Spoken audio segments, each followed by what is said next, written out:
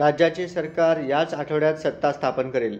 त्यावेळी आमदारांचा शपथविधी व मंत्र्यांचाही शपथविधी होईल। त्यासाठी सोलापूर जिल्ह्यातील भाजपच्या 5 आमदारांनाही पक्षश्रेष्ठींकडून मुंबईला बोलावले जाईल। पण त्यांना अजून पक्षाकडून निरोप आलेला नाही। पण त्यांना कधीही निरोप येऊ शकतो, म्हणून मुंबईला जाण्याची तयारी केली आहे। राज्याच्या मंत्रिमंडळात एकूण 43 मंत्री असतील। त्यात निश्चितपणे सोलापूर जिल्ह्यातील 5 पैकी एका आमदाराला लॉटरी लागणार आहे। त्यांच्याकडेच जिल्ह्याच्या पालकमंत्र्यांची जबाबदारी राहील अशी शक्यता आहे। सुरुवातीला सर्वच मंत्र्यांचे शपथविधी होणार नाही। 2 टप्प्यात मंत्रिमंडळ विस्तार होईल। सोलापूर जिल्ह्यातील शहर उत्तर, शहर मध्य, दक्षिण सोलापूर, अक्कलकोट व पंढरपूर मंगळवेढा या मतदारसंघातून भाजपचे आमदार विजयी झाले आहेत। त्यात अनुक्रमे विजयकुमार देशमुख, देवेंद्र कोठे, सुभाष देशमुख, सचिन कल्याण शेट्टी व समाधान आवताडे यांना आमदारकीची संधी मिळाली आहे। ज्येष्ठतेनुसार मंत्रिपद द्यायची ठरल्यास 5व्यांदा आमदार झालेले विजयकुमार देशमुख व आमदारकीची हॅट्रिक केलेले सुभाष देशमुख यांची नावे आघाडीवर आहेत। पक्षश्रेष्ठीने तरुणाला संधी द्यायची भूमिका घेतल्यास काँग्रेसचे माजी मंत्री सिद्धाराम मैत्रे यांना दुसऱ्यांदा पराभूत करणाऱ्या सचिन कल्याण शेट्टींना ही संधी मिळू शकते अशीही शक्यता आहे। 5 वर्षांपासून मंत्रिपदापासून वंचित राहिलेल्या सोलापूर जिल्ह्याला निश्चितपणे भाजपच्या नेतृत्वातील सरकारमध्ये